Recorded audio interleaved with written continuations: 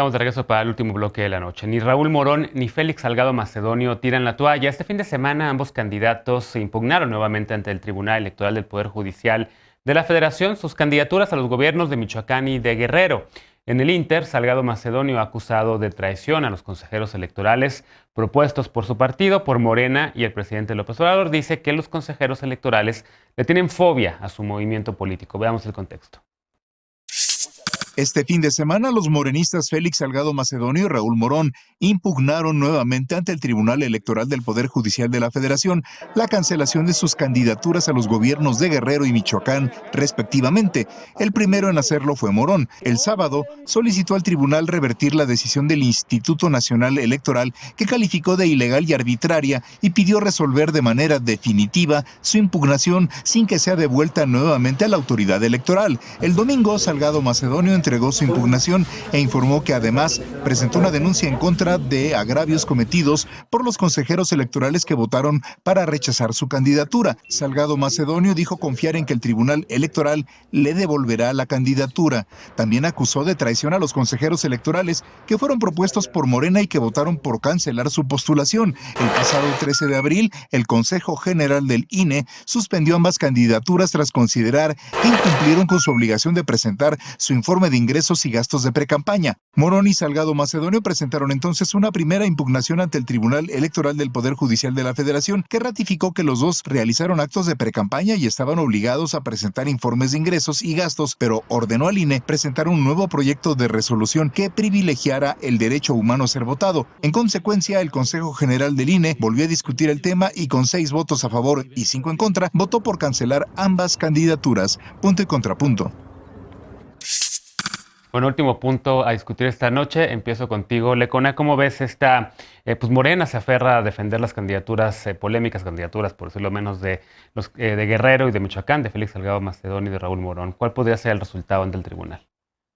Pues, creo que está en todo su derecho de defenderlas por las vías institucionales. Lo que no se vale y lo que creo que ya ha dejado graves estragos en el debate público y en lo que pueda venir incluso más allá del proceso electoral es el lamentable papel que ha estado haciendo en este caso Morena afuera de las instituciones. El funeral del que ya hablamos aquí, que se le montó a Lorenzo Córdoba, las amenazas de muerte y demás, ¿no? Entonces, creo que para un buen debate público hay que acotar las posturas de ambos lados.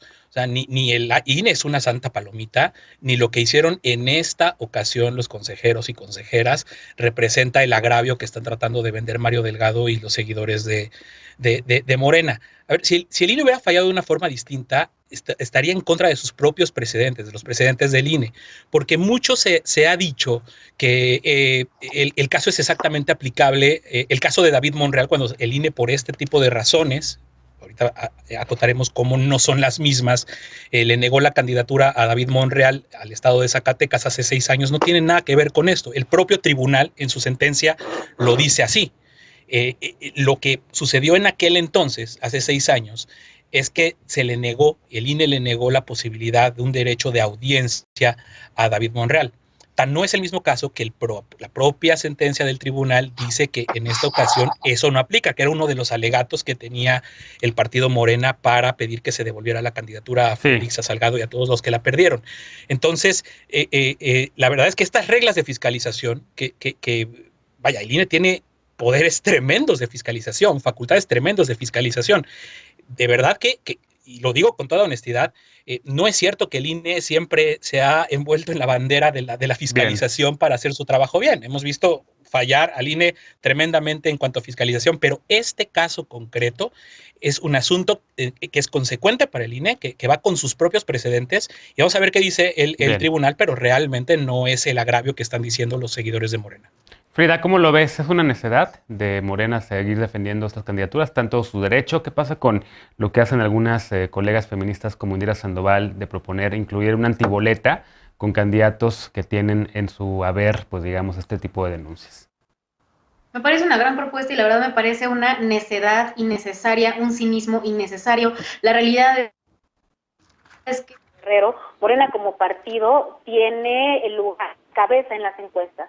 Morena podría ganar con cualquier otro candidato o con cualquier otra candidata, y esa es una realidad. Entonces me parece totalmente decepcionante que haya posturas tan incisivas a rechazar ejercer este derecho, porque el INE le brindó el derecho a Morena de sustituir a sus candidatos en el plazo de 48 horas, y particularmente en el caso de Guerrero, donde ha sido un personaje tan repudiado, con tantas denuncias, con tanta violencia, que además ha demostrado en su comportamiento el machismo y la violencia insistente de esos hombres que no aceptan un no por respuesta, de ese tipo de hombres que están dispuestos a extremo de la violencia con tal de obtener lo que quieren, sea una persona, una cosa, un cargo. Ante este tipo de comportamientos me parece totalmente inexplicable cómo es que Morena insiste en impugnar e insiste en defender particularmente a Salgado Macedonio. Algo que me parece muy importante mencionar es que en el caso de Guerrero, las agrupaciones y todas las colectivas feministas desde CONAFEM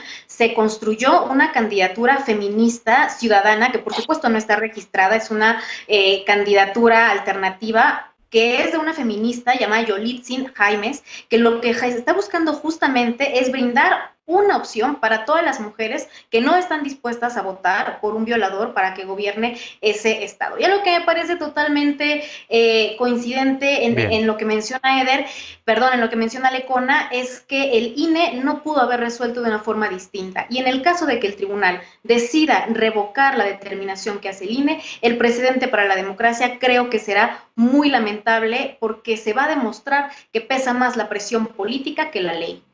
¿Cómo lo ves, Lisa? Lo que está ocurriendo, digamos, con este partido, con Morena, que no es el único al que le quitaron candidaturas, hay que decirlo, también a algunos otros, pero ¿cómo ves esta pugna ahorita entre Morena y la impugnación ante el Tribunal Electoral?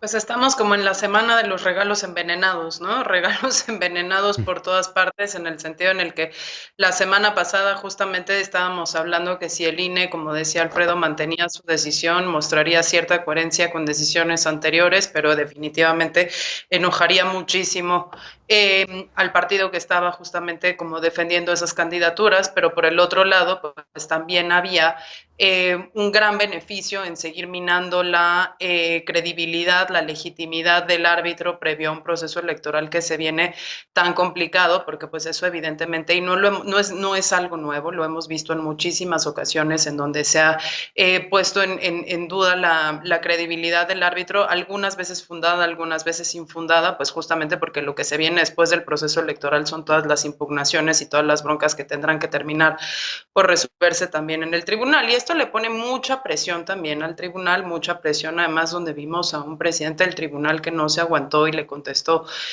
justamente ese artículo que mencionabas en el bloque anterior a Ricardo Rafael. Es un personaje que también decidió subirse a este pleito público, en detrimento, creo yo, de la propia imparcialidad con la que determinen devolverle o no las candidaturas a estos individuos impresentables, como bien ya decía Frida, ¿no? Yo quiero secundar nada más en esta parte lo que decía Frida, qué necesidad de mantener a estos dos candidatos cuando en realidad son puntero en las encuestas. Si hubiesen puesto a quien hubiesen puesto, en realidad hubiesen tenido un proceso bastante competitivo, con muchísimas probabilidades de ganarlo a la buena y como se tenía que ganar, ¿no? Y en el Inter, pues sí hemos visto un circo bastante terrible, en donde ya se anuncia una nueva caravana que ya no solo va a parar en el INE, que quiere hacer hospital Félix Salgado Macedonio, sino que también irá a dar a la Suprema Corte de Justicia y a los recintos legislativos. Eso en sí mismo me parece una cosa que hay que condenar enérgicamente con todas sus letras, porque pues es un comportamiento antidemocrático de alguien que pretende envolverse en la bandera de la democracia para mantener esa candidatura. Eder, contrapunto, cerramos contigo el programa de hoy. Rápido, la manifestación también es un derecho constitucional y yo no veo por qué tendría que considerarse un agravio ir a manifestarse afuera del Tribunal Electoral o del Instituto Nacional Electoral. Es sí lamentable las declaraciones absurdas de Félix Salgado sobre las amenazas. Porque no puedes Lorenzo abstraer sobre el asunto, me parece muy importante como un acto de desagravio. decir o preguntar qué saben en contra de Raúl Morón, el candidato de Michoacán. Es un profesor que trabajó toda su vida en la CENTE, que ha tenido muchos cargos de elección popular y que nunca ha sido denunciado por nada. Yo no sé por qué lo meten en el mismo paquete. Y en ese sentido, la pregunta de por qué Morena insiste en defender a sus candidatos no es defender a las personas, es defender el hecho de que se está exigiendo piso parejo. Cuando la consejera Favela planteó el hecho de que ningún candidato de los otros partidos, salvo el de redes sociales progresistas, creo, habían presentado su informe de precampaña. El representante del PRD en ese consejo de inmediato sacó su celular y mostró cómo su precandidato de la coalición PRI-PRD sí presentó informe de gastos de precampaña. Pero él no ganó, ganó el precandidato del PRI, él es el que tiene la candidatura y ese candidato no presentó gastos de precampaña. ¿Eso qué significa? Que hubo precampaña y que hubo un criterio diferenciado con la coalición PRI-PRD. Yo no entiendo por qué lo consideran un acto de agravio el que Morena siga recurriendo a las instituciones para que se regulen las instituciones. Nadie dijo eso, ¿eh? Y por otro lado, el asunto de que el partido está solamente defendiendo sus derechos, a quienes deberíamos estar cuestionando en este momento, o en caso de que el Tribunal Electoral nos dé la razón, es el papel de Lorenzo Córdoba y de Ciro Murayama, que son quienes están tomando decisiones de manera facciosa, utilizando a la institución. Ellos son los que están poniendo en riesgo al INE y a la democracia. Bueno, dará más debate este tema, seguramente. Se nos acabó el tiempo, lamentablemente, Frida. Ya nos tenemos que ir porque ya estamos sobre el tiempo del programa. Hacemos una pausa y regresamos para despedirnos con la paparrucha de la noche. No te vayas.